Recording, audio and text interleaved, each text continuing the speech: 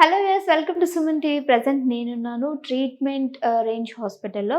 So మనతో పాటు ఉన్నారు డాక్టర్ వినయ్ గారు. మనం పైల్స్కి సంబంధించి చాలా టాపిక్ అండ్ అసలు ఎందుకు వస్తుంది ఏంటి అనేది చాలాను వివరణ అడిగి సార్ వాళ్ళతో తెలుసుకున్నాం. బట్ ఏంటంటే ఇందులో రేంజెస్ ఎలా ఉంటాయి అంటే పైల్స్ అనగానే చాలామంది భయపడిపోతూ ఉంటారు. సో వచ్చినప్పుడు ఎలాంటి ట్రీట్మెంట్ తీసుకోవాలి, ఏ విధమైనటువంటి ట్రీట్మెంట్స్ ఇక్కడ అవైలబుల్గా ఉంది మొత్తం అడిగి తెలుసుకుందాం. Hi sir. హలో.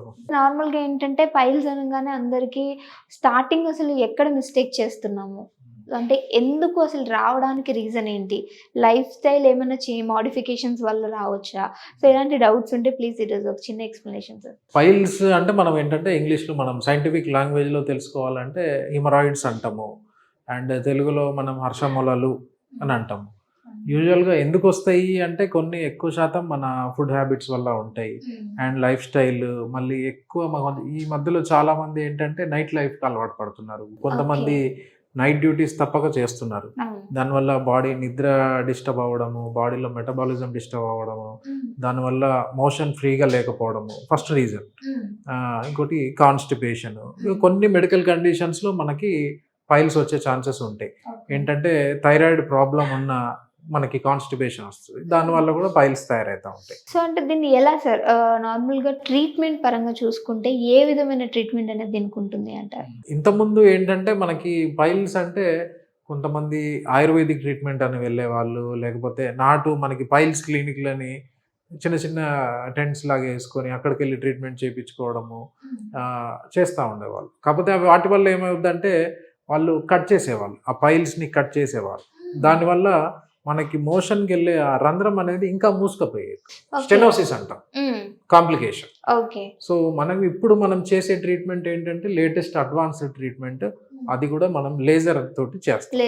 లేజర్ తోటి చేస్తాం. Okay sir. గర్ల్స్ ని చూసుకుంటే అమ్మాయిల్లో ఈ ప్రాబ్లం చెప్పాలన్నా సరే చాలా ఎక్కువ ఇబ్బంది పడిపోతూ ఉంటారు. సో అంటాము ఇంత సిగ్గుగా అట్లా ఉంది నాకు, నేను చెప్పలేను, హస్బెండ్ కూడా షేర్ చేసుకోలేని విషయం అంటూ ఉంటారు. సో అమ్మాయిల్లో కూడా ఈ మధ్య ఎక్కువ వస్తుంది అనే ఒక పాయింట్ అనేది వినిపిస్తూ ఉంది. సో ఎందుకు సార్ వీళ్ళు ఎందుకు ఎఫెక్ట్ అవుతూ ఉంటారు? యూజువల్గా ఏంటంటే ఫిమేల్స్లో ప్రెగ్నెన్సీలో మనకి ఈ పైల్స్ తయారయ్యే ఛాన్సెస్ ఎక్కువ ఉంటాయి. ఎందుకంటే ప్రెగ్నెన్సీ టైంలో మనం కొన్ని హార్మోన్స్ ప్రభావం వల్ల మన బాడీలో బ్లడ్ మెటబాలిజం అనేది కొంచెం మారుతుంది అన్నమాట.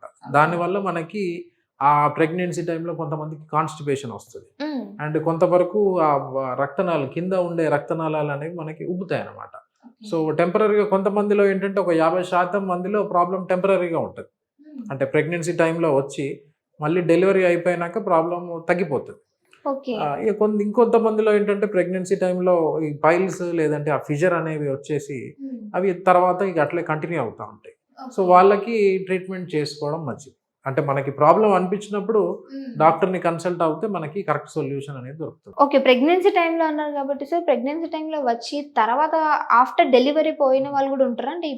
అంటే మేము చూసిన వాళ్ళు చాలా తక్కువ మంది, ఎక్కువ శాతం మందిలో ఫర్దర్గా మళ్ళీ కంటిన్యూ ప్రాబ్లం ఫేస్ చేస్తూ ఉంటారు. ఓకే. అంటే సార్ వేడి వస్తువులు తిన్నా, ఎక్కువ బయట ఫుడ్ తిన్నా సరే ఇది పైల్స్ అనేవి వచ్చే అవకాశం ఉంది అంటారు.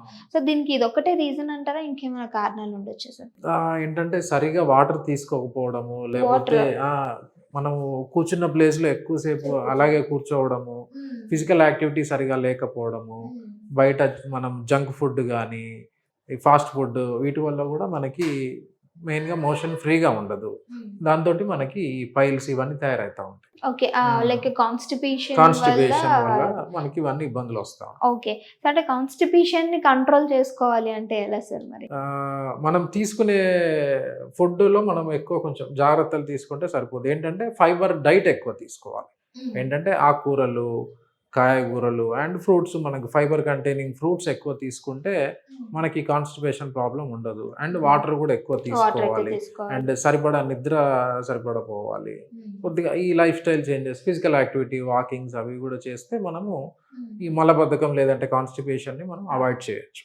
Okay sir. మీరు ఇందాకే అన్నారు బయట కొంచెం చెట్ల మందులు ఇలాంటివి యూస్ చేసేవాళ్ళు అని చెప్పి, అంటే ఇప్పటికీ వాడేవాళ్ళు కూడా ఉన్నారు సార్? ఇప్పటికీ వాడేవాళ్ళు ఉన్నారు. ఎందుకంటే మనకు వచ్చే పేషెంట్స్లో ఒక సగం మంది ఆ ట్రీట్మెంట్స్ అన్ని చేయించుకొని ప్రాబ్లం క్లియర్ అవ్వక ఇంకా నరకం లాంటి పెయిన్ ఇవన్నీ అనుభవిస్తూ మళ్ళీ మన దగ్గరకు వస్తుంటారు.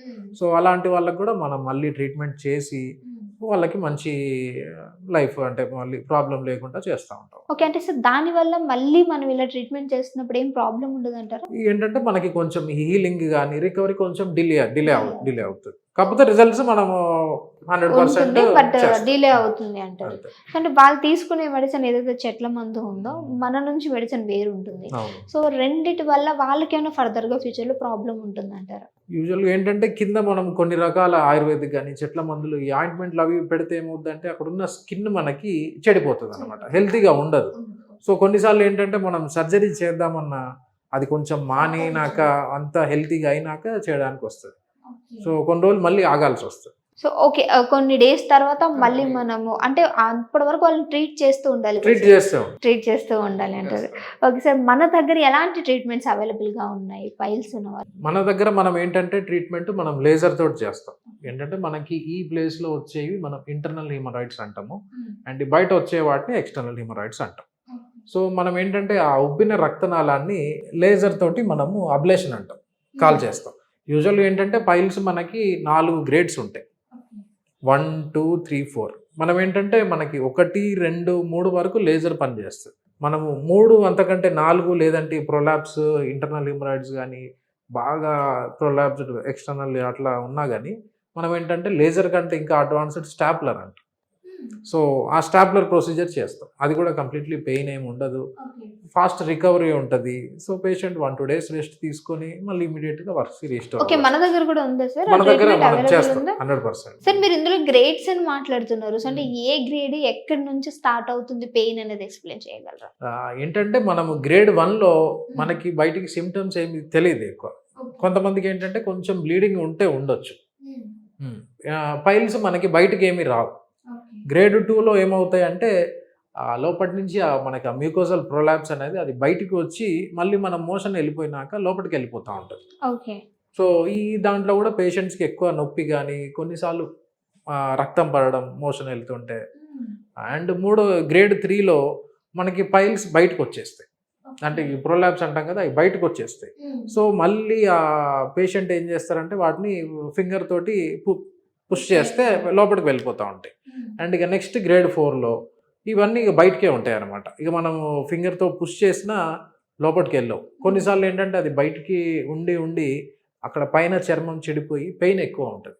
సో ఈ పేషెంట్స్లో ఏంటంటే కూర్చోవడానికి ఇబ్బంది అవుతూ ఉంటారు. వాళ్ళు నడుస్తున్నా కానీ మంట, ఒక రకమైన డిస్కంఫర్ట్, కొన్నిసార్లు దురద, ఒకవేళ ఆ రక్తనాళం ఏమైనా చిట్లితే ఇక బ్లీడింగ్ అవుతూ ఉంటుంది కంటిన్యూస్గా. మనం యూజువల్గా ఇవి మనం చూసే కంప్లైంట్స్. అంటే గ్రేడ్ 4లో మనకి బ్లీడింగ్ అనేది వస్తుందంటారా సార్? అంటే అన్ని గ్రేడ్స్లో రావచ్చు. కాకపోతే ఎక్కువ శాతం మనం 3, 4 ఆ స్టేజెస్లో ఎక్కువ మనం చూస్తూ ఉంటాం. Okay sir. Thank you so much sir. చాలా చక్కటి ఇన్ఫర్మేషన్ అందించారు. సో చూసారు కదా, మీరు కూడా ఏమైనా ఇలాంటి పైల్స్ సంబంధించి ప్రాబ్లమ్స్ ఫేస్ చేస్తున్నట్లయితే కింద కాంటాక్ట్ నెంబర్ అనేది ఇచ్చాము. మీరు ఒకసారి వెళ్ళి కాంటాక్ట్ అవ్వచ్చు. Thank you so much for your watching.